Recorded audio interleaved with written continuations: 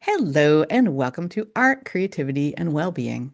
This is the show where we are always working to support you in giving yourself as much care and love for yourself as you're accustomed to giving to others. I am Kay Locke Culp. I am a coach, I'm a facilitator, I am an artist and a writer and a thru hiker who used to need a wheelchair. And today I am here with my friend, Kristy Halvorsen. She is, an explorer of life. We will talk about this word. She is a coddywampler, and she's the author of a fabulous book that she narrates in her own voice called Perfect Unfolding. Um, Kristy, thank you for being here. I'm so glad to have this conversation with you today. Thank you. I've been really looking forward to this. I can't wait to see where we end up. I know. Yeah. Speaking of where we end up, where are we starting? Can you share a little bit about, especially for the audio folks, where are you right now? I'm sitting in Kadi, and you'll get to know Kadi, I'm sure, in this conversation. Hmm. But Kadi is my Airstream, Hmm. and she's parked in New Hampshire, in a small town near Bradford, New Hampshire. And it's going to be my summer home. And yeah, so that's where we're at right now. Wow, that's amazing. And I love like let's talk about the name Coddy because Okay. that's very significant. That's a really cool and significant word for you. So can you Yes. can you tell us about why Coddy is called Coddy? Yes. So Kadi, and people ask, like, what are you saying? It's Coddi. So Kadi. And Kadi is short for Cottywumple. And Cottywumple is a word that I feel like found me. And I can remember the exact moment where I was sitting when I read the word Cottywumple. And I've never had this experience in my life where I was just like, oh my gosh, like angels sung, kind of, like, and I just knew Cottywumple was my word, and Cottywumple was the way I kind of lived, but I definitely wanted to live into. And so when I found it, it's a made up word, and I've tried to find the origin. It has an origin in the UK, but nobody knows where or when. Mm, Probably somewhere between 20 and 40 years ago. But it means to travel without knowing where you're going, mm, just kind of to wander. So when I saw it, I I just thought that's what I want to do. I just want to just go out and have no destination in mind and see where I end up. And so the moment I saw that word, me and my previous boyfriend we knew we wanted to live the nomadic life. And in our mind, it was many years out, but we knew we had done enough research. We knew we wanted an Airstream. mm. And so the moment I saw that word, I was like, oh my gosh, Cottywumple. And I'm like, Cottywample's the name of our Airstream. We have to go find her now. And he looked at me like, what are you talking about? What is Cottywumple? And there's an Airstream named that? Like, what? But in my mind, I knew that Cottywumple was the name of my future Airstream. And in Mm. my mind, there's this Airstream out there that was gonna be my home. And all we had to do was go find her. Mm. And it does kind of sound silly, but it actually happened. And every single Airstream had the potential of being, I called her Cottywumple at the time. And then there was suddenly one that I just knew. I was like, this is Cottywumple. And I initially called her Cottywumple for quite some time, but then that was kind of like when your mom uses your full name when you're in trouble. So now I say her name is Cottywumple, but I only call her that when she's in trouble. But so Mm, her name is shortened to Cotty very early on. But mm, yeah, so it's just a word that I feel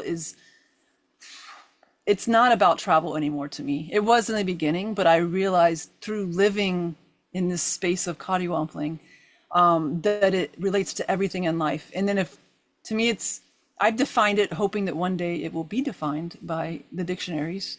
But it means to travel purposely towards unknown destinations, to be open to limitless possibilities, and to unpredict our future or unpredict our journey. wow. And it's just a space of complete openness. And the way it feels to me is life is living me, and I have no idea what's next, but it's all one grand cottywumple. Wow. Ooh. I feel that.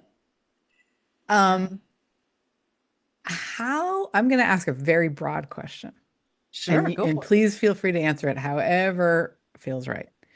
Yeah. How did you get here? Here being, Right? I think here being the expression on your face when you just shared the definition that you would like to have Cottywomple have in the dictionary. yeah, And the sense that I had was of like, she's your friend. Cotty is your friend. You shared yeah, just before we hit record that she's going to the spa next week. Or in a couple weeks. She's got some rest she needs to take, some things she needs to, get massaged out kind of a thing. And exactly. um that is I think the other part of this question of how'd you get here for me is in reading Perfect Unfolding, you come across on this journey of driving her around, of living this way, of really having an unpredicted life, where adults and children just hear and see the freedom in what you're doing and like want that. And Yeah. also it's kind of scary too, right? So, I guess what was the journey for you to sort of living the way that you're living and doing so maybe before those 7 years journey that you describe in the book, which I guess now is probably 8, is it 8 or Yeah, it's 9 in years? my heading towards 9. Yeah. Heading towards 9, yeah. Yeah. Before these, yeah, like what was it about that life that brought you here? How'd you get here? Yeah. Well, I've always been just, I think, an explorer of life in many different ways. And I've Mm, always been like one of my mentors and now close friends who she started out as my basketball coach when I was 13. I remember the first time I brought Cotty to her house. She lived in Atlanta, and it was sometime during the first year, and I parked Cotty in front of her house, and she came out and saw me, and she calls me Bird. That was a nickname I had mm, in high school. But we got back in our house, and she was just like, kind of like you just asked. She's like, Bird, you've always been different.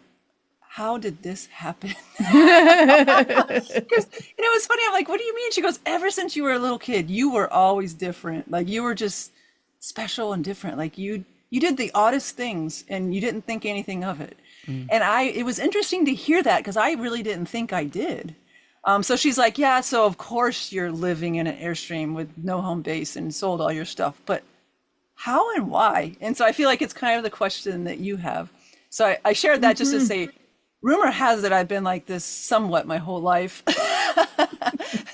But the real how is I wanted to do this, to live like this. My dream was when I retired from the fire department, because you get to retire really, really young as a firefighter. Mm, And I wanted to do this. I was thinking I'm going to live full time in an RV and just travel the world. And then I had some things happen at the fire department. One of them was I got exposed to some chemicals and got really, really sick. And mm. then it was like a 2-year journey to get better. And then near the end of that, I tore my ACL on duty. Oh And yeah, so and then I had to go on, I knew I was going to be on desk duty. I'd already torn an ACL before. So I was like, oh my gosh, now it's a year of sitting in a desk, and which is hard for me. mm, And with all the health issues, I was just like, what's life going to be like when I get to retire? And I could retire anywhere between 50 and 52.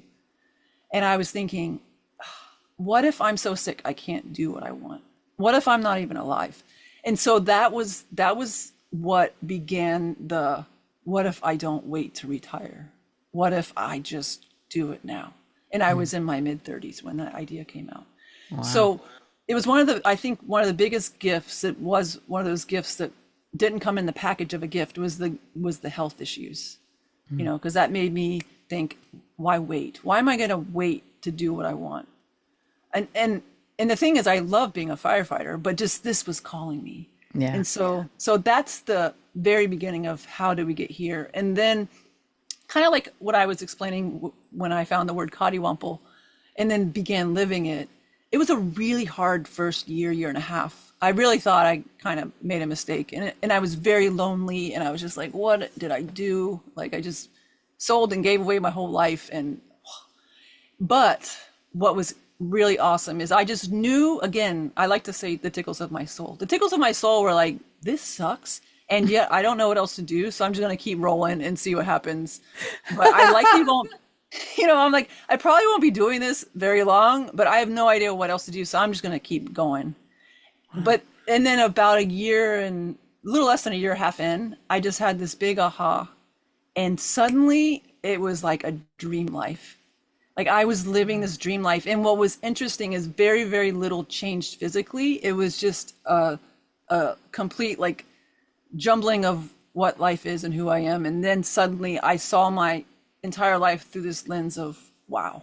And then, so that was 2019. And from 2019 on, yeah, there's been roller coaster rides and ups and downs. But I can say since 19 on, it's been, Kadi is one of my biggest teachers, I say, because just on this journey with not even the physical journey of going out and seeing places, but the journey of her breaking down in the middle of nowhere and me being by myself, and seeing so much through that. But this lifestyle, this surrender, has just taught me so much about who I am and how life works, that I am a different person than I was when I began. Wow. Yeah. Wow. Um, it's so interesting the the doing it for a year and a half, even while you were like, this sucks. And I wonder if you'd be open to, because I think so many people would be like, well, I guess I'll just go try to find some version of my previous life. Like I was wrong, you know what I mean? Yeah. And you didn't do that. And I wonder actually what I was really curious about was what do you happen to remember the shift? Did it emerge gradually or was there a day where you were like, "Oh yeah," and what was there an event kind of to precipitate that or Yeah, good question. So part of it was, and this I think is something we all do, but I was learning what I liked and didn't like. Mm, Like when I set out in this whole new way of living, I didn't know what I liked. And I just assumed. So I'm like, oh, I'm living in an RV. I guess I'll make reservations at campgrounds and RV resorts, because that's what you do, right? mm, I didn't even know there was another way to do it. mm, I had never really been an RVing person. I mean, I camped in tents before, but this was a whole different world. And so I thought, oh, what you do is that. But what happened was I didn't know what I wanted, and I realized what I didn't like real quick. mm, But at the same time, I thought I was so sad and like this is, I signed up for this. I thought it was the whole journey, but it ended up, a lot of it, one was my mentality of how to live, and the other one was living in concrete jungles. mm. And there came a point where I was like, what if I just go off into the national forest? It was in New Mexico, was the first time I was just like, I'm going to go live in the forest and see what that's like. And then I was like, like, this is awesome. Like, no offense to people that stay in RV resorts and campgrounds, but they don't know what they're missing. Now, that was my preference. There's tons of people that probably were like, we don't want to live in the middle of nowhere with no power. But Mm, I started falling in love with what I enjoyed, and I hadn't even realized what that was yet. mm, So there was a part of that. Like I was having, even though I was super lonely and still kind of like, I don't really know what I'm doing, there was little pockets of, oh my gosh, this is freaking awesome. This is so cool. And so I started having more of those. And then I started going off grid more. And then I, I was also on a journey of my own, like on a personal journey of my own for about a year. And I just hired a really good coach to help me just broaden my horizons and be my true self. And mm, so that was going on at the same times I was starting to figure out how I enjoyed living. And then, so it was kind of a gentle, like it sucked, but not as bad as it did before. mhm. And I remember in early 19, I went to have a burger with this coach. His name's Michael. And I was still like, life sucks. And he's like, why don't you go rent an apartment somewhere? And I was just like, where?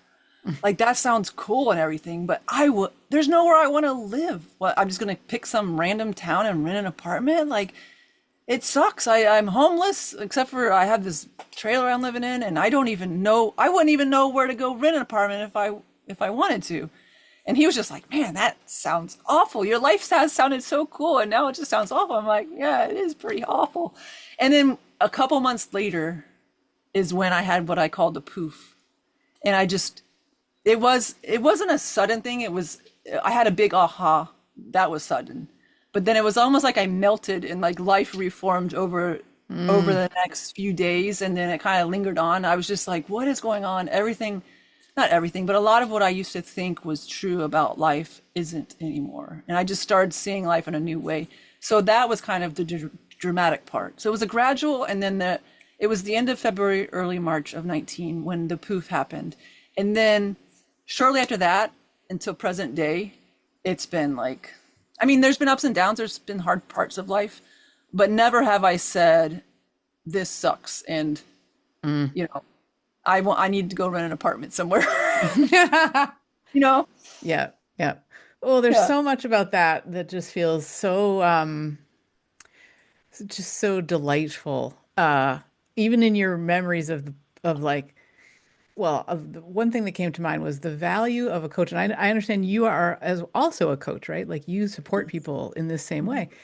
Um, what's so fun about, and this is my experience too, of being a client and also of being a supporter of others, a coach, Mhm.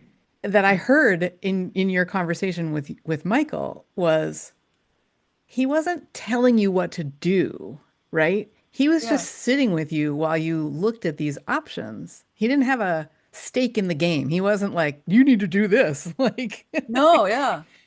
and that is so valuable so that a couple of months later, you could be like, oh, Yes. you know, And it was the culmination, like, I don't want to act like, oh, all we did was go out to have burgers. And he was like, man, it sounds like your life sucks. Like, that wasn't, most of our no, conversations no. were not that, but Yeah. they were really deep explorations. And so I know it was the combination of me living in Kadi and figuring out what I liked, and then having kind of that guide and mentor Yeah. to look at life in a different way. And all that kind of culminated together into this, oh Mm, my goodness, you know? yeah. What what I'm trying to remember your exact words. Um the things that you thought life was supposed to be and then it turned out that it wasn't. Can I Yeah. ask what are some of those things? Like what was It that was stuff? it's actually a way of realizing like who we are, Hmm. and the big we, not just me and you, everyone. Hmm. Hmm. Everyone, including nature, the animals, everything. Hmm. Because we are, that's another thing I saw is like there's no separation. Like I'm me and you are as much nature as a tree and a beaver, like Yeah. I don't know why I picked beaver of all animals, but everything. We're just this one beautiful big energy. And it's hard to put into words. It was really difficult back then. And I feel like when I was closer to the big aha, it was even more clear. But but the best I can say is I realized that I'm not in control, that life with a capital L is living me, and all I'm here to do is have the experience of being lived by life. And to me, that feels like complete freedom because I don't have to worry about the future. In fact, that's one of the things that happened is suddenly worry looked kind of ridiculous.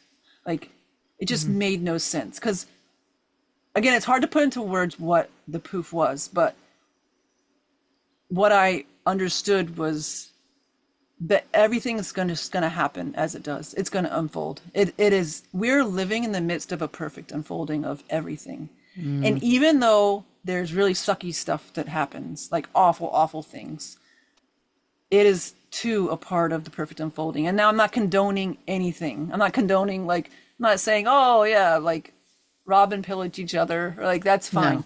No. No. But it Understood. happens. There are confused people that do things in life that wouldn't be considered good, right, or nice. but those things happen. And then those things just happen in life. We get sick. You name it, our house burns down. Things just happen.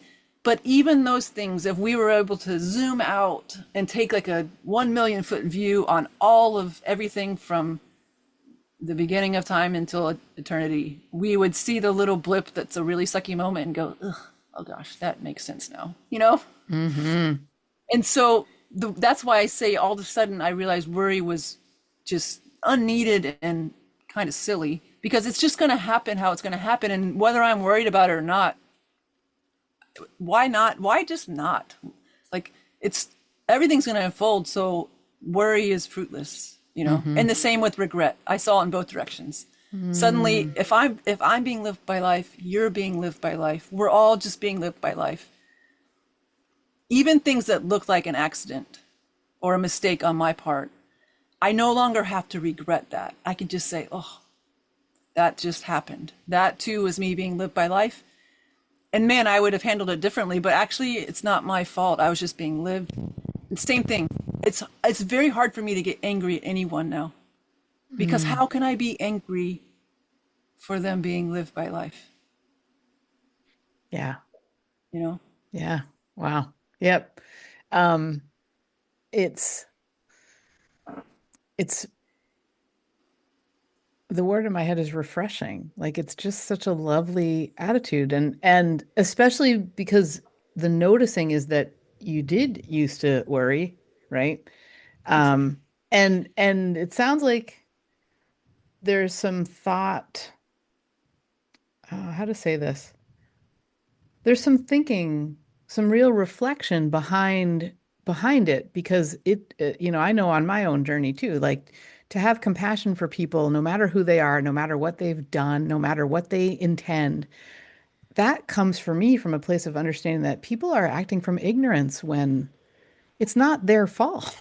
Like it's not, Yeah. and I'm sure, I'm sure that it would sound weird, but uh, with the experiences that you've had, it feels like that's a part of your understanding as well. Like when Yeah. I do things that that I regret or that that were definitely a mistake, I don't beat myself up for it anymore because I know that it's only because like interviewed a friend, actually a friend from high school on this show who's gone on to become a therapist, and his, the kind of the words that he brings into therapy and his own life is people don't people never act on their second best choice. Like people never make their second best choice. Like they don't go, Yeah. well, maybe if this, right? They just do what is in their heart in the moment. So the more aware we can be of what's in our heart, uh,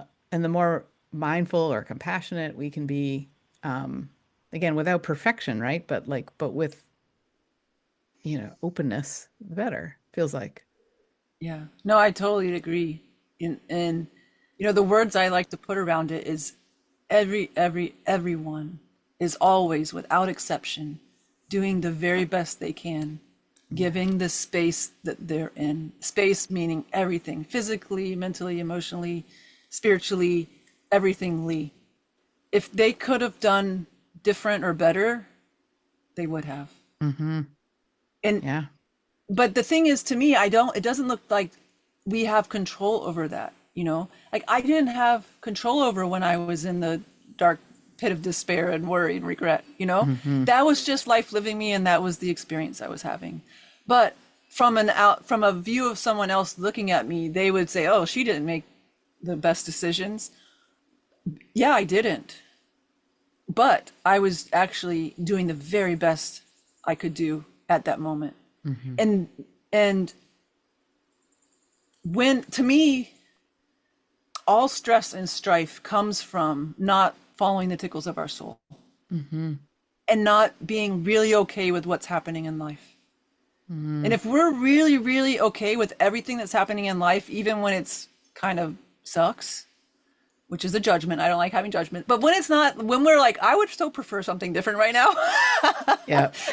even in those times, it's just what's happening. And to fight what's actually happening is the cause of all stress and strife.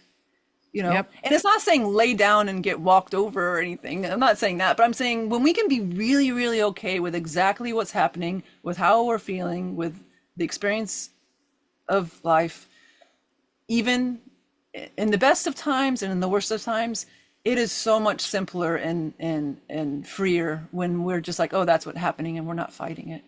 Hmm. And why would anyone, if we all knew, and I'm not suggesting anybody take my word for it, this is an experiment to go run on your own. Love it.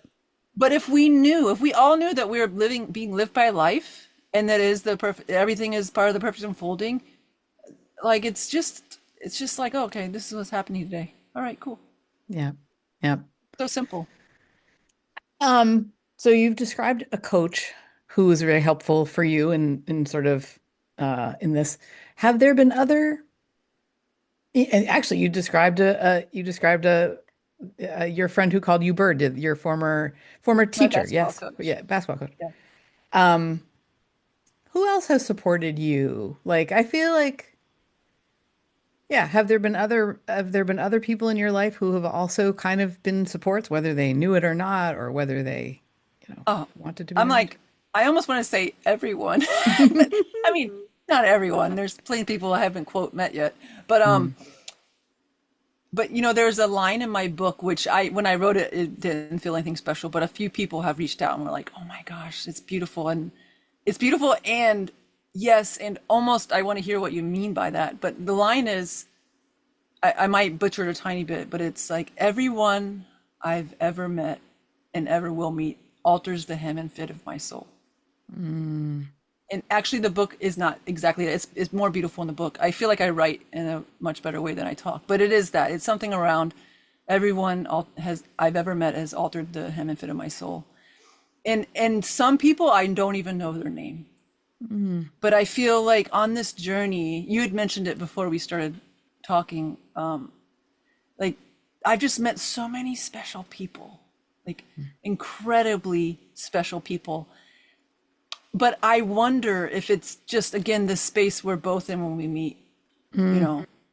There's just openness and there's also a lot of curiosity about how I live. And to me, openness and curiosity is like the two ingredients for living a freaking incredible life. Mhm. And so of course, when you meet people and they're in this space of openness and curiosity, like there's nothing but you know, beautiful goodness coming from it. And so Mm. yeah, I can say there's been people that I feel like have really, really changed how I see life. And then like I can name them and say, and this is why. But then there's all these people that I know I'm changed by, and we might not even know each other's name. Mhm. Oh, I feel that. Yeah. Yeah. And it seems to me that it's symbiotic. I think the way that you're describing it is it's not a one way you receiving. It's a mutual, beautiful exchange of even if it's a glance, even you like you share about a guy that you talk to like at a stoplight who's Yes. admiring of your of Cotty and what you're doing and just the whole like the eye-opening freedom of someone living this way is really neat. Yes. I may I share a story actually?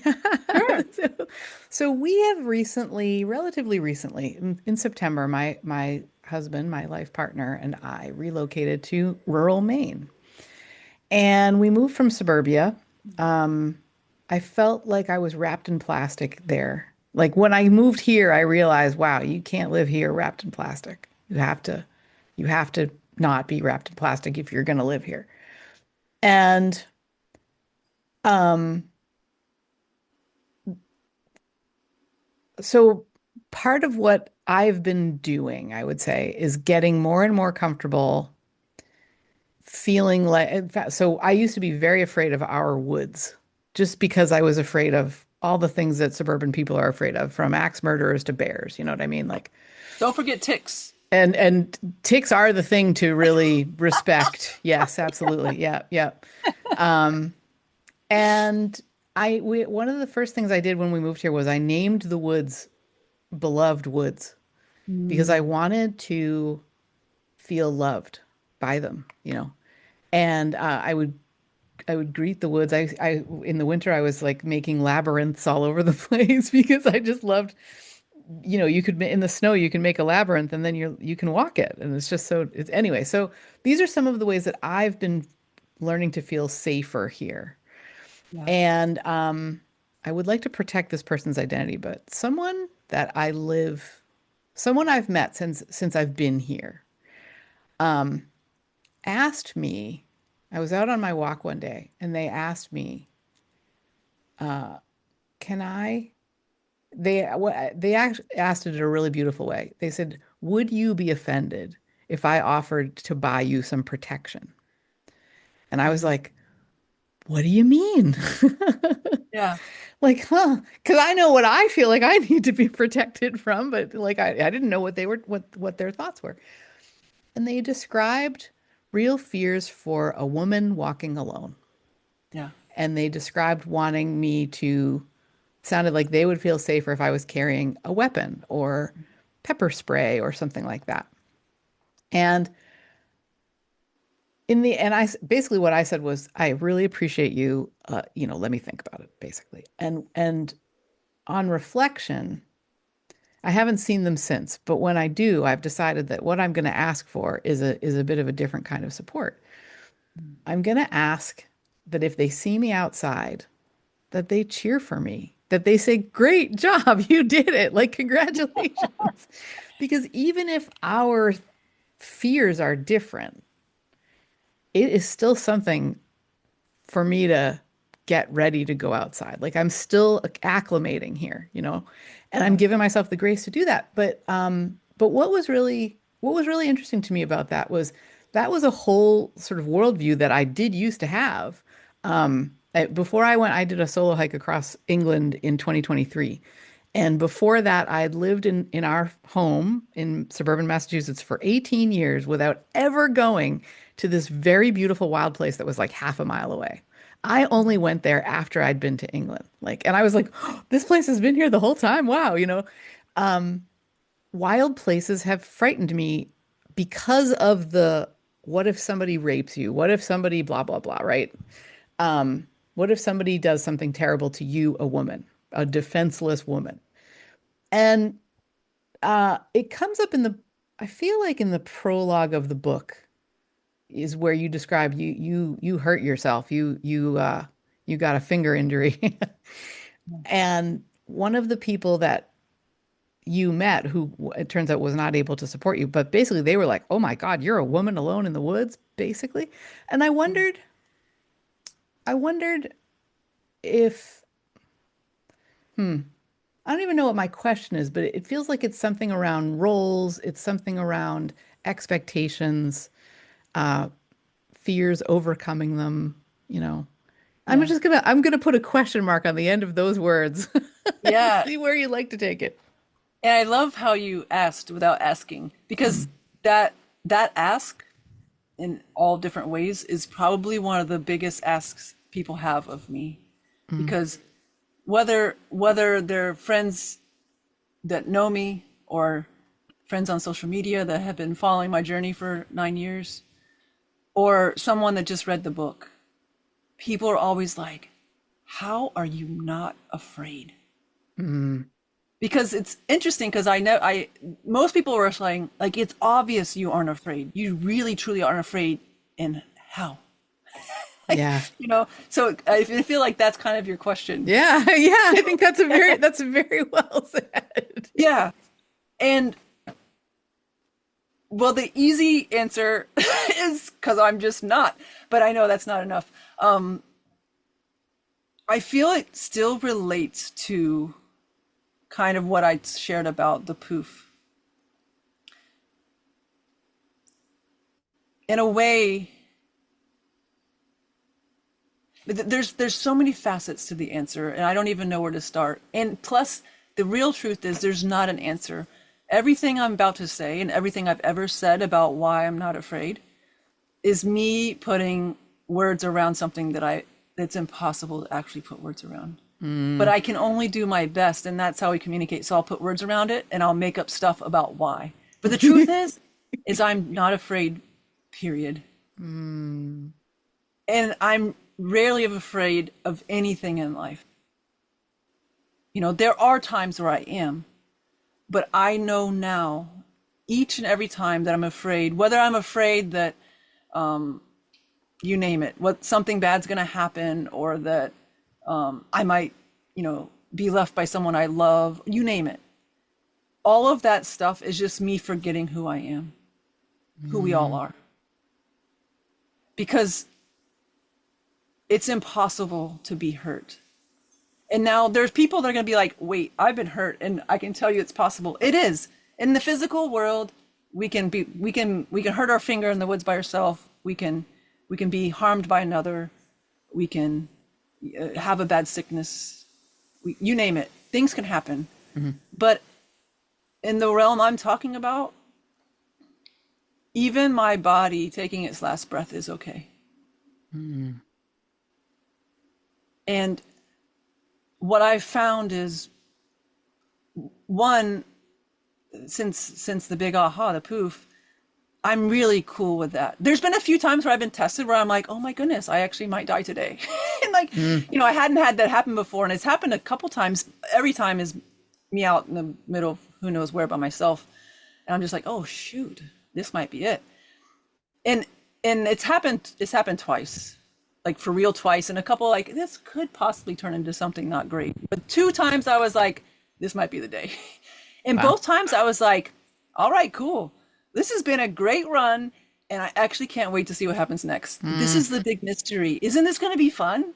And people are like, you don't actually say that. I'm like, no, it's happened twice. So I really thought this might be the day. And I was just like, oh, cool. Can't wait for this. Let's do this. And Yeah. then both times, obviously, spoiler, I made it through. And Here you are. Yep. Yep. but there's no fear because I know who I am. I know who we all are. I know that this is the perfect unfolding. And what is there truly to be afraid of? Mm, And so I just get to live life in a space of accepting like what's next, even if that includes the worst thing I can imagine. And that's all fear is my imagination running off and doing its thing. mhm. And honestly, our imagination is the biggest gift. I think one of the biggest gifts we have as humans. And imagining really awful things happening is just a misuse of that beautiful gift. Oh, thank you for saying that. Um, because it, I mean, if I even think about my own journey, like, what am I feeding myself? What am I nourishing myself with? You Mm. know, in terms of people, in terms of books, in terms of music, in terms of things. And it's just been such an interesting journey to be able to evaluate what I'm nourishing myself with on that level, you know. Yeah, that's beautiful. And and honestly, there's a part of us. It's not even a part of us. There's just what I like to call a tickle of my soul. Mhm. The tickles of my soul have been there forever. I like to share that little kids are the world's best cottywomplers because they don't know any better. We're all Yeah. born cottywomplers. It's just we've been taught how not to cottywomple for decades, and Yes. and a lot of us have gotten really good at not cottywompling and not listening to tickles of our soul and listening to what society tells us we should be doing, or and Mm. listening to our own, what we should be doing instead Yeah. of really following the tickles. Yeah. And I can't remember where I was going with that. I just lost my train of thought. Oh, well, it it feels like a conclusion. It feels like where you are in life is the ability to really um, know yourself, trust yourself. Like if the sort of a through line has really been the idea of understanding what these mechanisms are. Like Yeah. if you've got an understanding of what is your brain, what is your intuition, what are you hearing, and that you can if you can sort of step outside that current maybe is a way to say it so that you can see, oh, there are other ways to think about this. That seems like it's been true for you in every sense all along. Exactly. And like what just you having said that, I was, I remembered like as little kids, we actually were really good at this because we haven't been actually taught by the world and our parents. And no offense to our parents or our teachers or anyone else, because they were just taught this too. It's not their fault. It's just been filtered down. So it's no one's fault. It's just the world we happen to live in. And I would love that to change, and have more of us just coddywampling the heck out of everything. But I remember as a little kid, I don't know where I was, but I watched my first horror movie. It was like probably like Freddy Krueger or something, you know. Hmm. And I remember being like, this is awful and I never want to do this again. And I don't like horror movies. Like I just don't. I remember even when I was a kid in college as an adult, I always, when somebody invites me to watch a movie, sometimes I'm like, hey, what is the name and what is it about? Like, is it a horror movie? And if they say yeah, I'm like, thanks, but no thanks. And they're like, why? And I'm like, it just doesn't feel fun to me. No. Yeah. And I don't want that in my head. I don't want to have to think about that. But I've been that way since I was a little kid. Since the first time I watched one, I was like, yeah, not for me anymore. I'm good. But to me, that's the tickle of the soul, you know. Yeah. Yeah. And like good for me for being a little kid and being like, no, I'd rather not watch stuff about werewolves and Freddy Krueger. Yep. Yep. But but then like I have less proof of, even if it's fake proof, that things are scary in the woods. Yeah. Yeah. You have more. As you were talking, I was just remembering going to see the Blair Witch Project when I was in my 20s. And I had always loved the woods. We've camped forever, right? I've got all these wonderful events and adventures and feelings about the woods. And that movie, I don't think I could be out in the woods for years because I was like, oh, you know what I mean? It was so scary. And and I think there's a something else that's just come up for me. There's a podcaster. I don't know if you've ever heard of her, named Catherine Nicolai, who she's the interview, I believe, before you on our creativity Oh, and well-being. cool. So yeah. We're recording this in May. I believe you will be probably in early July. This episode will come out. So we're both appropriately dressed. Yes. It's like a heat wave here in May that we'll be seeing probably in July. Anyway, Catherine Nicolai has a podcast that lots of people know called Nothing Much Happens, which is a sleep podcast. She basically tells stories on it, and it's lovely. She does another one that is resonant to me. Has had as much I have felt as much support from, I guess, as I felt from Nothing Much Happens, called First This. And so Catherine, it turns out, was a yoga and mindfulness meditation instructor for like 25 years. She owned her own practice. She and space. And in that work, she talks about what she calls intuition practice, which is really about tuning into these tickles of your soul, is in your words. And one of the ways that she invites to do that is to say something like play with your understanding of what is intuitively true to you. So if like today happens to be, we're talking on a Wednesday. And so saying to myself, today is Wednesday, feels one way in my body. If I were to say to myself, today is Thursday, that's a different feeling in my body because I know that's not true, right? Like I know that we have this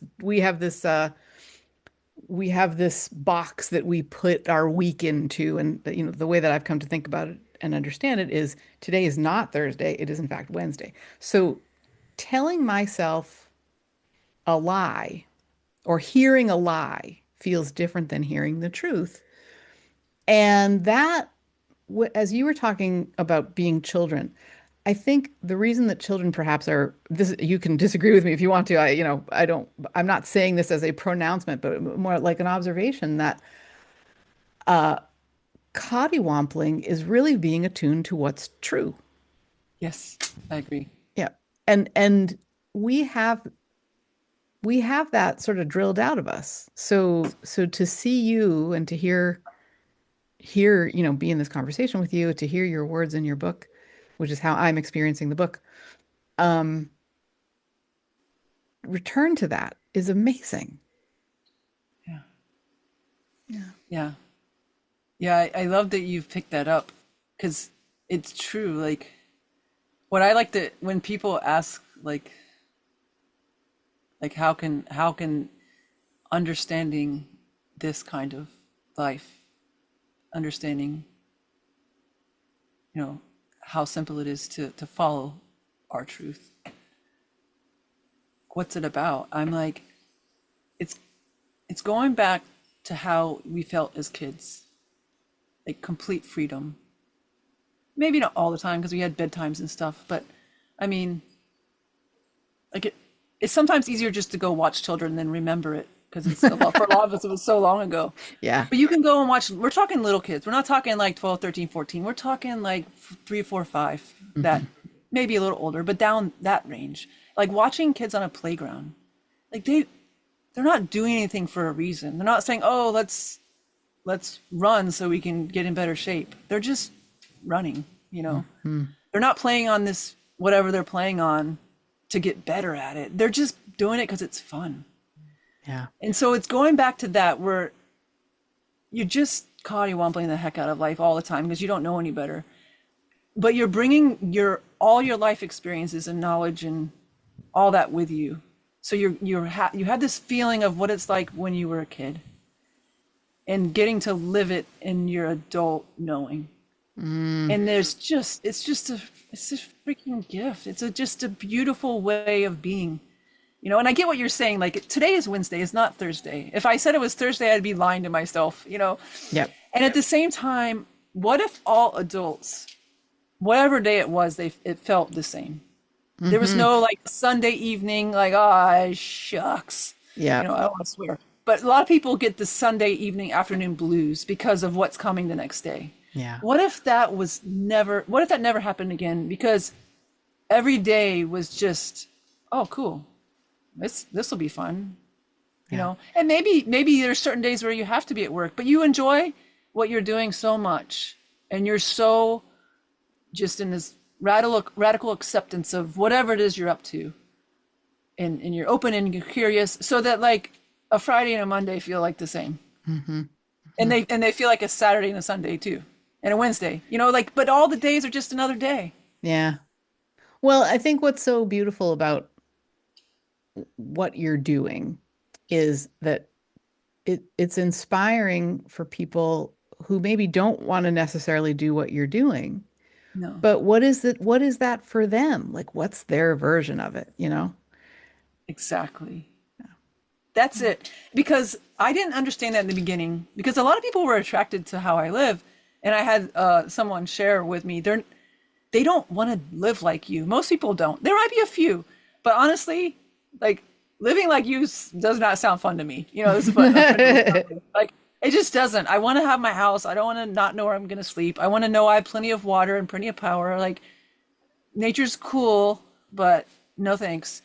But that's not the reason why people are attracted. They're attracted because somehow you found the freedom to live the life that calls you.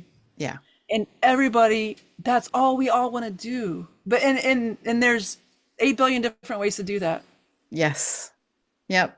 Very, very well said. Yeah. Wow. We did see where our conversation went. Yeah, It's so lovely. it has been. Is there, Christy, is there anything that's coming up for you that you feel called to share or just speak to as we're wrapping up? Mm.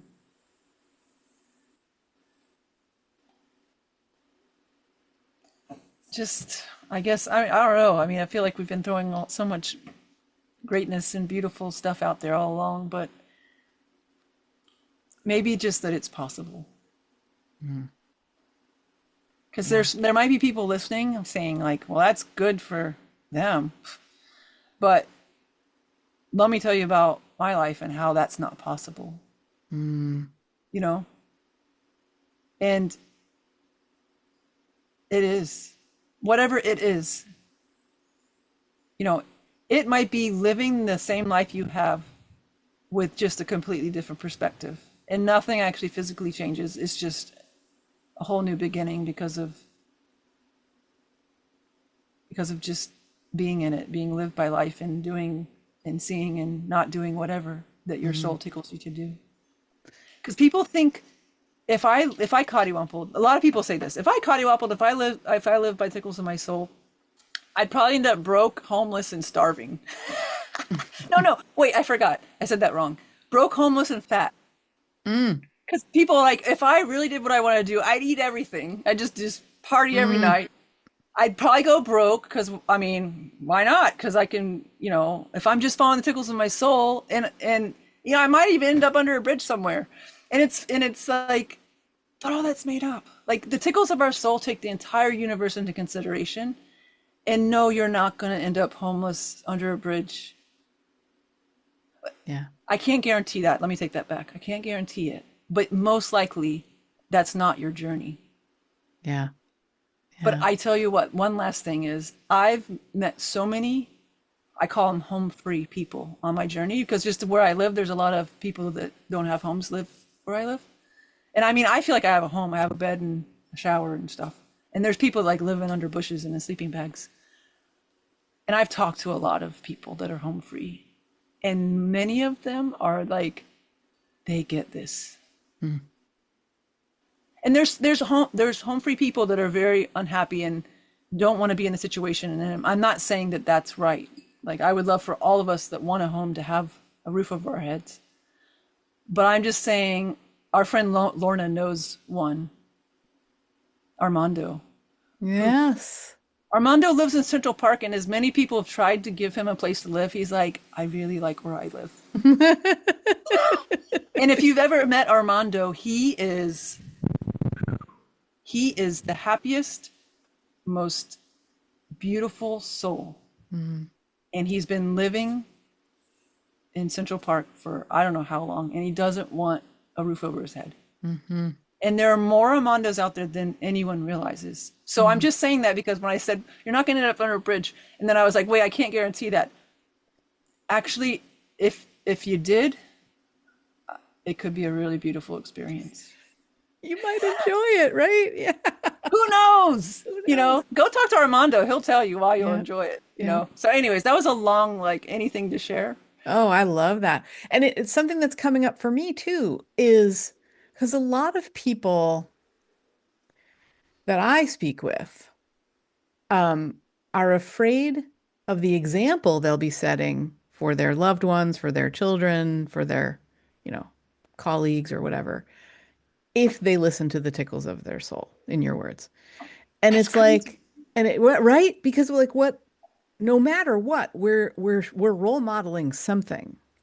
So what are we role modeling? And I'm just remembering in as part of this journey to get here, where living in Maine, living without the kids, who are 21 and 25, they're not littles anymore, right? Like they have a perfect right to be living their own life.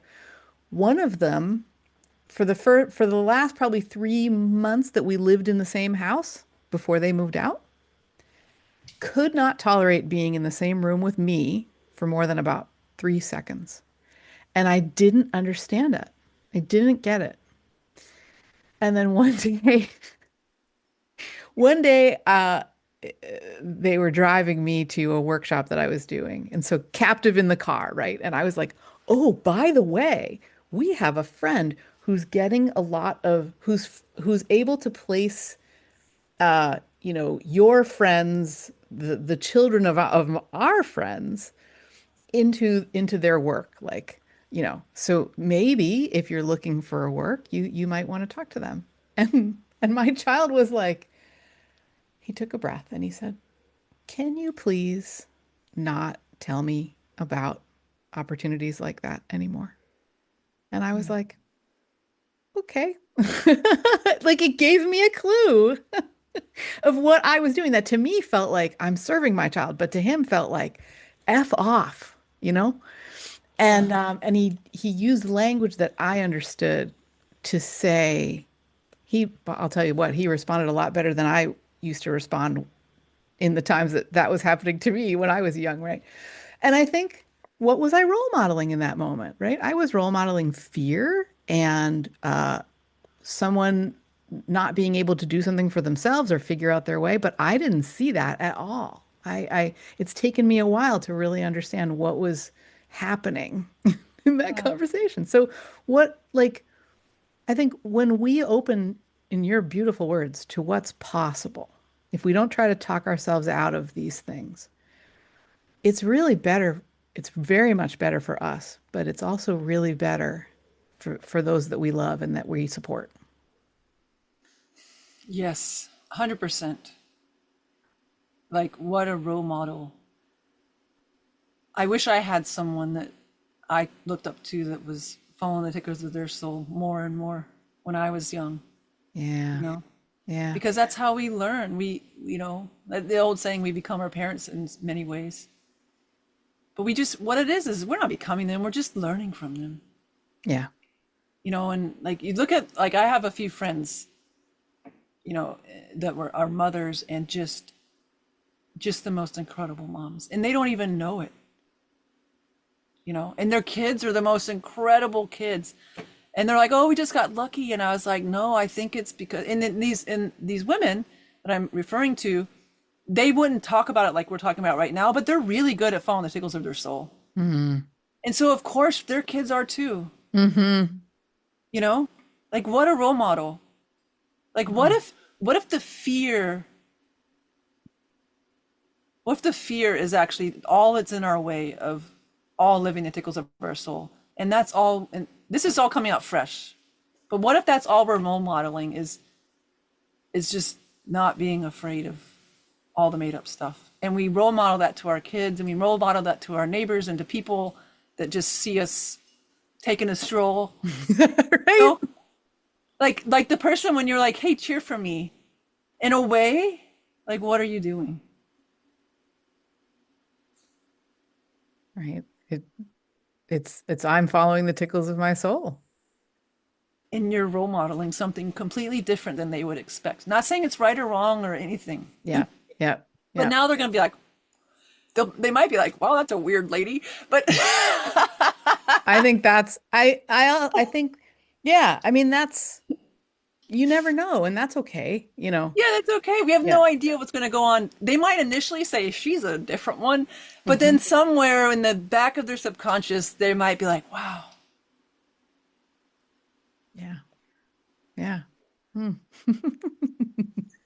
Well, I love a conversation that 10 minutes before the end of it, we start talking about what would we, what do we want to really make sure we get into this conversation. Yeah. So thank you for this, for the whole thing. Thank you.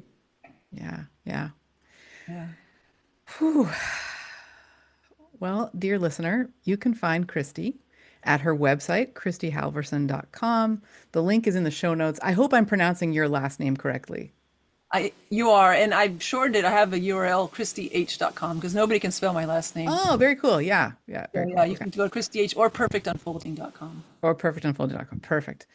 Yep, that's where you can find Kristy. And I'm just so grateful for your presence, our listener, our viewer. It's wonderful to have you here and have you along for the ride. Always welcome your questions, your thoughts, your comments, and we will see you again. We will see you next time. Thanks for being Thank here. you. It's been such a long wait, and it was worth it. So Yeah. it really was. It was a treat. Thank you so much. Oh, I'm so glad. Thank you for being here, Kristy.